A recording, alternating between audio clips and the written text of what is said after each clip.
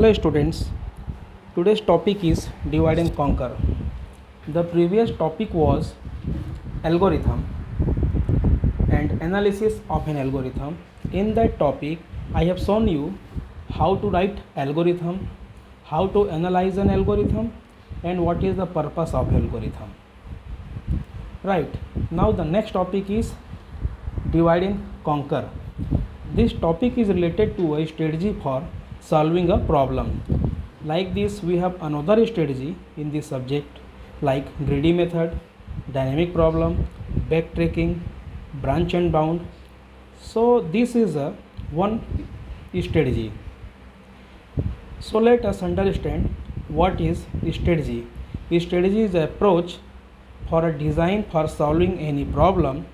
For solving any problem, computational problem, we can adopt this strategy for solving a problem. It is the strategy is suitable for the problem.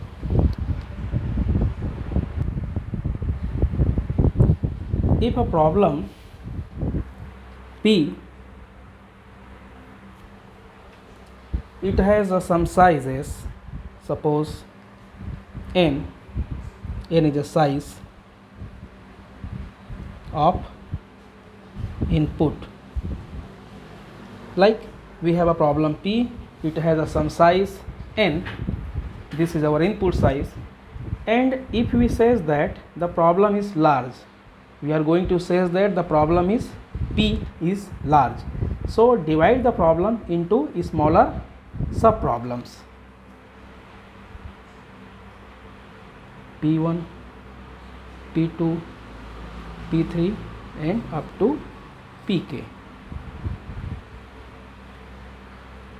So this is a problem P, it has a size n. Now we can divide the problem P into P1, P2, P3 up to Pk. For any sub problem, this is a problem and this is a sub problem.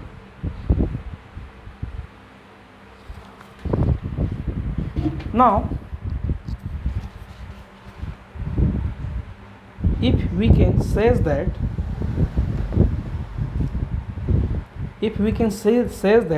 the P1, P2, P3 and Pk is small enough, means after that it cannot be divided, means it has a directly some solution for that, so we cannot divide it after that, so we can solve it.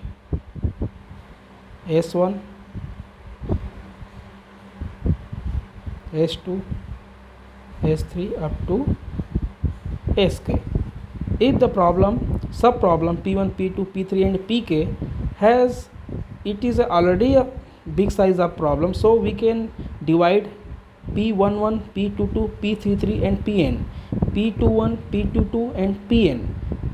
But if the sub problem has a directly solvable, so we cannot go for the solving it, directly we can solve S1, S2, S3 and up to Sk, means it cannot be divided furthermore, and we will combine them of their problem solution S, like this. So this is a problem P, it has been divided in some sub problems. Now the sub problem is not will go for divide, means it is a small enough, so we will solve directly S1, S2 and Sk, and we will combine their solutions to S. This is a overall general method of divide and conquer approach. Here some guideline provided by the divide and conquer approach. Now first is, whatever the problem is P, the sub problem P1, P2, Pk will be the same as the problem, means suppose the problem is related to one problem and the P1, P2, Pk is not related to another problem, means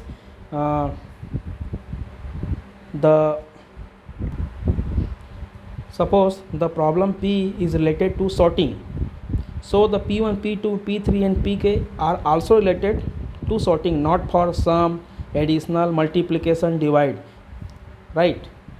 And divide and conquer strategy, when we will take, it will be a recursive, means suppose the problem P is a big, so we will divide into number of sub problems. Again the sub problem is big size, so we have to divide into the multiple P1, P11, PT2 and Pk, so it will be a recursive, so we can solve the problem recursively. And when you decide the problem, you should have some method for combining the sub problem, means in this topic we are saying that suppose the problem P1, P2 and Pk are small enough, means it will not divide further, so the solution of the problem S1, S2 and S3, there is some method for combining the sub problems answer into the S, so there is some method for combining the sub problem.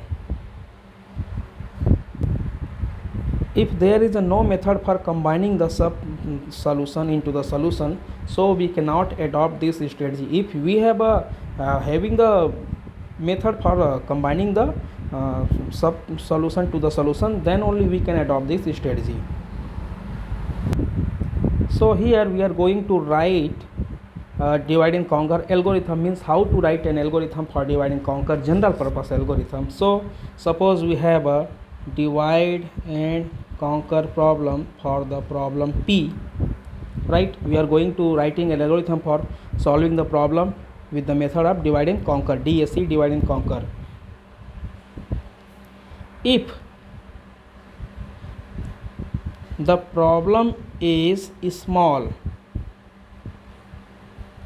so we can directly solve the problem. There is a solution for problem P, right? If the problem is not small, means suppose the number of elements we have to sort, so there is a suppose a single element, so the single element is already sorted, so the problem is small enough. For that we have a solution for the problem P. But if the number of elements are not sorted, means a number of more than 2 elements, so this is not small.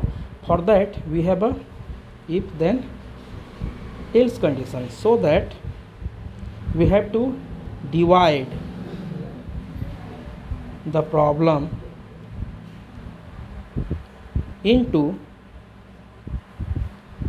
P1, P2, P3 up to Pk, right? And apply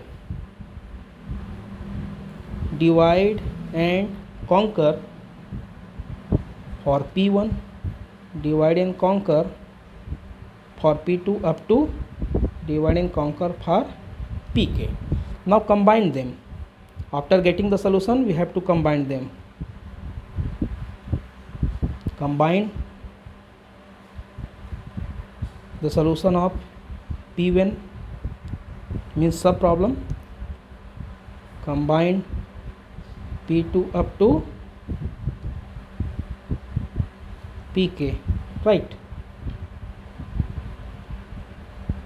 So this is a general purpose, general algorithm of the divide and conquer algorithm. Again I am going to repeat.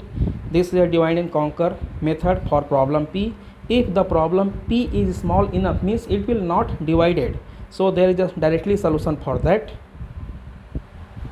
direct solution. If not, means the problem should be divided, means it can be divided, so we have to divide the problem P into P1, P2, P3 up to Pk. Suppose example, we can take another parameter also and apply divide and conquer method for P1, divide and conquer for P2, divide and conquer method for Pk. Recursively means we are going to take here recursively algorithm, because it has a recursive algorithm. Already we have discussed what is recursive, the function which can call itself. This is called recursive algorithm. Suppose the problem P1, again it will be divided, so there is a some instance P11, PT2, Pkn, so this is a recursive algorithm, right? And we should combine them, combine divide and conquer P2, P1, P2 and Pk. So this is a general purpose algorithm. Some applications we have in our syllabus, like binary search, finding maximum and minimum, merge sort, quick sort, Strandson's matrix multiplication. Now we will see one by one in next class. Thank you.